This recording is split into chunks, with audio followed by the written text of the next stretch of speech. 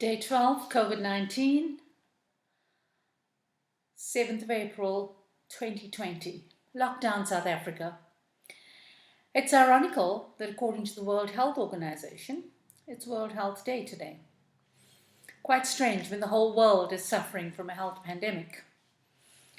The book this morning, it's called The Solution, South Africa, The Solution. Now, this book might look a very tedious read, but it actually has some light-hearted approaches to it. And the one that I go to is part 4, called The Future.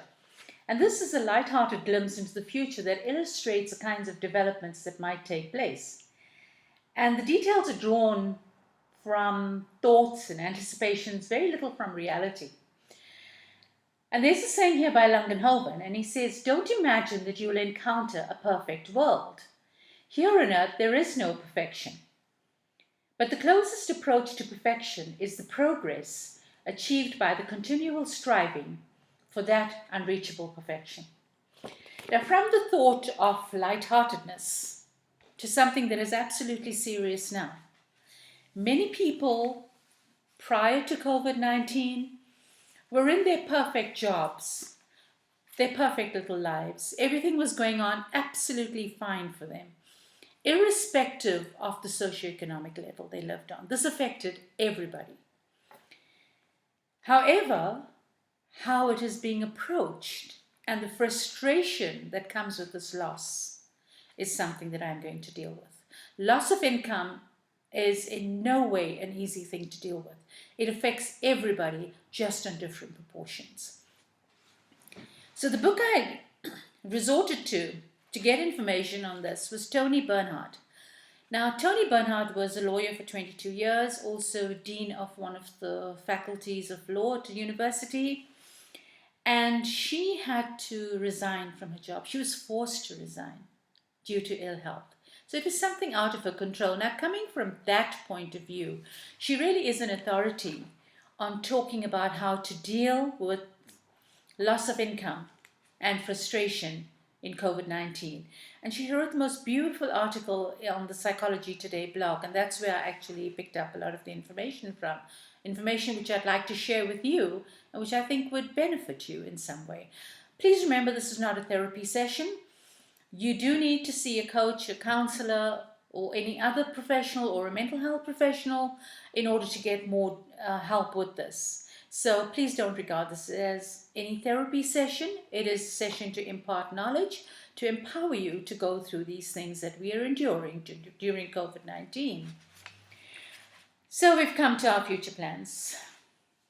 Down the tubes.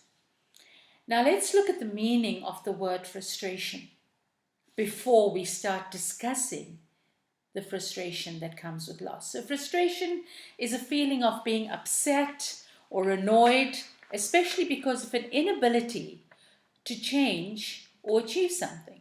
Now, we cannot change what we're going through. And this boils over into anger and very often tears. And it's sad because it's something I've seen even with the most powerful.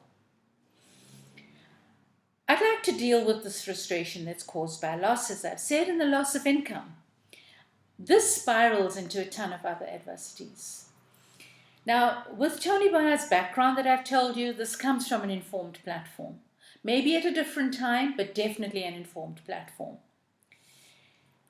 Being frustrated about loss, it adds a second layer to this emotional stress. Now, the loss of the job is already stressful. Being frustrated about it, you're adding layer upon layer onto an already stressful situation. So how do you deal with it? She comes up with 5 ideas. If they work for you, well and good. If they don't, I'm sorry, then you really need to go further into seeking help. So here they are. The first thing she says you need to consider is that you are not alone. This is a pandemic. It's international proportions. It's the first time I've heard the IMF lady say that it's a global issue and the worst recession that the IMF has ever seen in history. So this is serious, and you're definitely not alone. Don't engage in self-blame. You are not to blame for this. Secondly, this too shall pass. Do not place this in stone. Do not cast this in stone. Acknowledging that you are frustrated, well and good. Don't cling on to that emotion. It's getting you nowhere. The third thing we need to do now, this is pretty critical, because yesterday on the news, there was one of the countries that has mentioned that they are extending their lockdown for another 2 weeks. Extending lockdown means extension of loss of income. Now, how do we deal with this? Can we change the fact that there's an X number of days that we're on lockdown, or an X number of days that we could have added on to this lockdown? There's nothing we can do. We need to exercise patience. However, this meme that's going around saying that the person pressing the debit order button is not on lockdown, look at that pretty seriously. Automated debit orders, etc., cannot be stopped or delayed unless you make contact with the organizations. There are some people whose debit orders will just go through with ease. Not everybody is in this situation, but I'm concerned about those who are.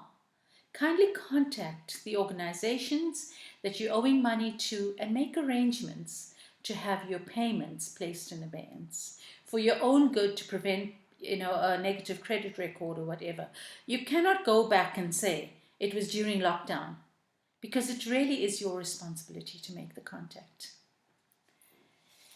The fourth thing to look at is talking to others. Now here, be very, very mindful. I'm sure you know that many people attend a university called Google and believe that all the information on Google is so true. Be mindful of those, please. Rather talk to somebody who can give you some emotional support. Talk to somebody who is coming from an informed background, an informed platform, to make suggestions to you or to even support you through this time. Be very mindful of those who take every bit of information off the internet and who have nothing to justify the information that they're going to be sharing with you. That's going to add to your layers of frustration. Also, there are NGOs offering help, and there are government systems in place. If you cannot contact them, I've come across incidents where people are saying that emails are not being answered, lines are not being answered. That's fine. Keep your proof of communicating with them. Unfortunately, in some cases, and due to social isolation, people cannot come, let's say, to the stores that they're owing money and talk to them. Make a call. Keep that kind of record. But I'm quite sure that the smaller stores that you cannot reach and only have face-to-face as their communication might allow you some delay in payment. But there too, when we're off lockdown, please make sure that you make contact. It's absolutely important. Administer self-compassion. It should be your go-to practice. Be kind to yourself in a stressful situation. And lastly, this might seem very weird with regard to self-compassion. And I'm not asking you to talk to yourself and have a fully blown conversation. Hearing your own voice being kind to yourself actually makes a very, very big difference, because you hear yourself saying kind things, and it helps. In many ways, it helps. I'd like to end with the words of the English poet John Milton. And he makes reference to the mind, and he says, the mind is its own place, and in itself can make a heaven of hell and a hell of heaven. I wish you well, and until we meet again, may God forever hold you in the palm of his hands.